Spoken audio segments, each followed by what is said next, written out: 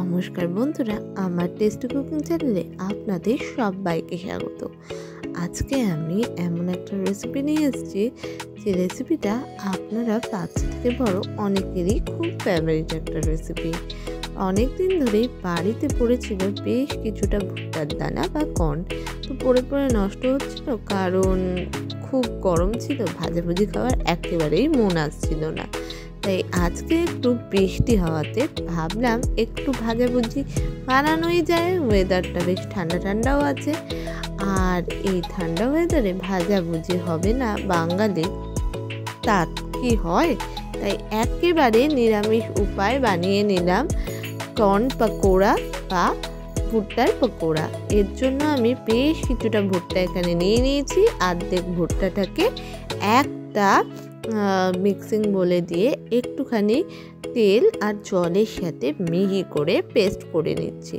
কথা বলতে বলতে আমার কিন্তু পেস্টটা তৈরি হয়ে গেছে।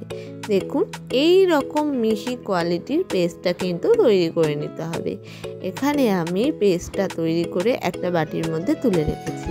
এরপর বাকি যে কর্নটা ছিল, গোটা কর্নটা, সেটা এর মধ্যে দিয়ে দিলাম। দিয়ে এর মধ্যে প্রথমে দিয়ে দিলাম একটু পরিমাণে আদা কুচি, এটা আপনি আপনার ইচ্ছে মতো দেবেন। এরপর দিয়ে দিলাম বেশ কিছুটা কাঁচা লঙ্কা কুচি, বাচ্চারা খেলে একটু কম দেবেন। আর এরপর দিয়ে দিলাম ধনেপাতা কুচি, আর তারপর দিয়ে দিলাম স্বাদের জন্য একটুখানি মিষ্টি, আর দিয়ে দিলাম একটু পরিমাণ মতো নুন।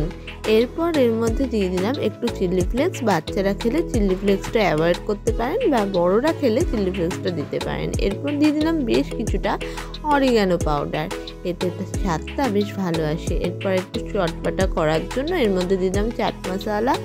এরপর আমি দিয়ে দিচ্ছি এর মধ্যে পরিমাণ মতো অ্যারারুট।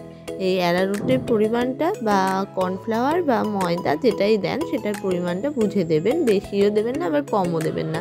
তো কথা বলতে বলতে এটা মাখা হয়ে গেছে। কড়াইতে আমি সাদা তেল গরম করতে দিয়ে দিয়েছি। এবার ওই মণ্ড থেকে ছোট ছোট গোল আকারে বড়া ভেজে, বড়া তৈরি করে গরম তেলের মধ্যে ছেড়ে দিলাম।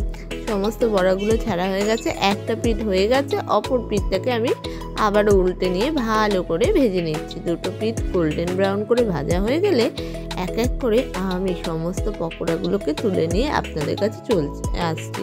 তো তৈরি হয়ে গেছে আমাদের নিরামিষ কর্ন পকোড়া। এবার আমি টেস্ট করে দেখব এটা ঠিক কেমন হয়েছে।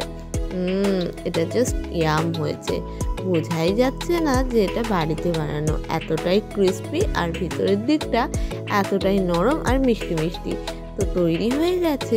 এইরকমই ভালো ভালো রেসিপি দেখতে অবশ্যই আমাদের চ্যানেলটাকে সাবস্ক্রাইব করে পাশে থাকা বেল আইকনটাকে প্রেস করতে ভুলবেন না। আরও ভালো ভালো মজাদার মজাদার রেসিপি দেখতে আমাদের চ্যানেলটাকে, ভালো ভিডিও পেতে অবশ্যই আমাদের চ্যানেলটাকে লাইক আর সাবস্ক্রাইব করুন।